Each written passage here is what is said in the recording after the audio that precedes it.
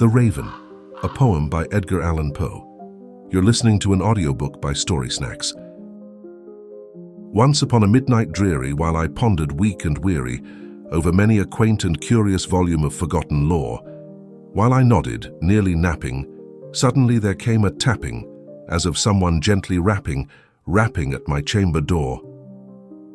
"'Tis some visitor," I muttered, "tapping at my chamber door, only this and nothing more."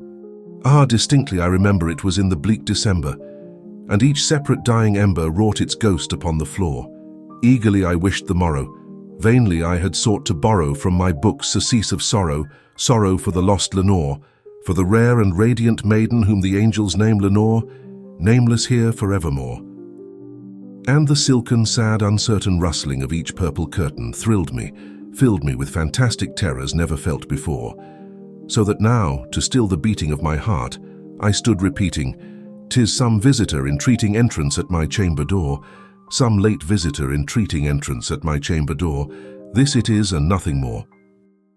Presently my soul grew stronger, hesitating then no longer. "Sir," said I, "or Madame, truly your forgiveness I implore. But the fact is, I was napping, and so gently you came rapping, and so faintly you came tapping at my chamber door, that I scarce was sure I heard you. Here I opened wide the door, darkness there and nothing more." Deep into that darkness peering, long I stood there wondering, fearing, doubting, dreaming dreams no mortal ever dared to dream before. But the silence was unbroken, and the stillness gave no token, and the only word there spoken was the whispered word, "Lenore." This I whispered, and an echo murmured back the word, "Lenore." Merely this, and nothing more. Back into the chamber turning, all my soul within me burning. Soon again I heard a tapping somewhat louder than before. "Surely," said I, "surely that is something at my window lattice.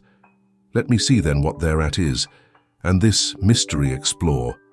Let my heart be still a moment and this mystery explore. 'Tis the wind and nothing more."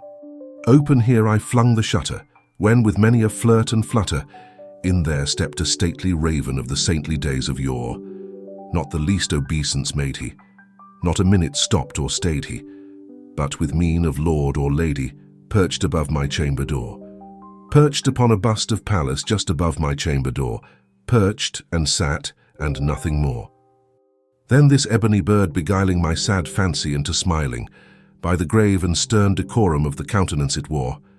"Though thy crest be shorn and shaven, thou," I said, "art sure no craven, ghastly grim and ancient raven wandering from the nightly shore. Tell me what thy lordly name is on the night's Plutonian shore." Quoth the raven, "Nevermore." Much I marvelled this ungainly fowl to hear discourse so plainly, though its answer little meaning, little relevancy bore, for we cannot help agreeing that no living human being ever yet was blessed with seeing bird above his chamber door, bird or beast upon the sculptured bust above his chamber door, with such name as Nevermore. But the raven, sitting lonely on the placid bust, spoke only that one word, as if his soul in that one word he did outpour. Nothing further then he uttered, not a feather, then he fluttered, till I scarcely more than muttered, "Other friends have flown before. On the morrow he will leave me as my hopes have flown before." Then the bird said, "Nevermore."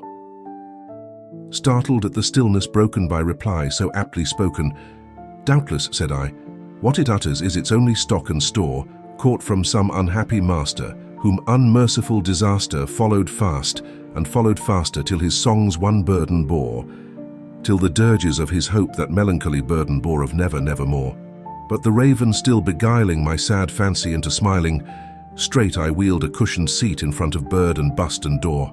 Then, upon the velvet sinking, I betook myself to linking fancy unto fancy, thinking what this ominous bird of yore, what this grim, ungainly, ghastly, gaunt and ominous bird of yore meant in croaking Nevermore. This I sat engaged in guessing, but no syllable expressing to the fowl whose fiery eyes now burned into my bosom's core. This and more I sat divining, with my head at ease reclining on the cushion's velvet lining, that the lamplight gloated o'er, but whose velvet violet lining with the lamplight gloating o'er she shall press our Nevermore.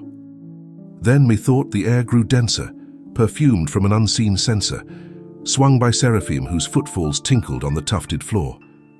"Wretch," I cried, "thy God hath lent thee, by these angels he hath sent thee, respite, respite and nepenthe, from thy memories of Lenore. Quaff, oh quaff this kind nepenthe, and forget this lost Lenore." Quoth the raven, "Nevermore." "Prophet," said I, "thing of evil, prophet still if bird or devil, whether tempter sent or whether tempest tossed thee here ashore, desolate yet all undaunted on this desert land enchanted, on this home by horror haunted, tell me truly I implore, is there balm in Gilead? Tell me I implore." Quoth the raven, "Nevermore." "Prophet," said I, "thing of evil, prophet still if bird or devil, by that heaven that bends above us, by that God we both adore, tell this soul with sorrow laden if, within the distant Aidenn, it shall clasp a sainted maiden whom the angels name Lenore, clasp a rare and radiant maiden whom the angels name Lenore." Quoth the raven, "Nevermore." "Be that word our sign in parting, bird or fiend," I shrieked, upstarting. "Get thee back into the tempest and the night's Plutonian shore. Leave no black plume as a token of that lie thy soul hath spoken. Leave my loneliness unbroken. Quit the bust above my door. Take thy beak from out my heart, and take thy form from off my door." Quoth the raven, "Nevermore." And the raven, never flitting, still is sitting on the pallid bust of Pallas just above my chamber door, and his eyes have all the seeming of a demon's that is dreaming, and the lamplight o'er him streaming throws his shadow on the floor, and my soul from out that shadow that lies floating on the floor shall be lifted, nevermore.